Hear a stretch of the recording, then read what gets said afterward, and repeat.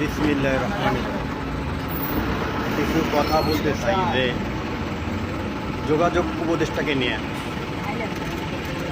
গাজীপুর শ্রীপুর থানা এমসি বাজার প্রায় 200 ফিট রাস্তা এমনভাবে গর্ত, যেই গর্ততে যে কোনো মুহূর্তে অ্যাক্সিডেন্ট হওয়া এবং মৃত্যু হওয়া অতি নিকটে।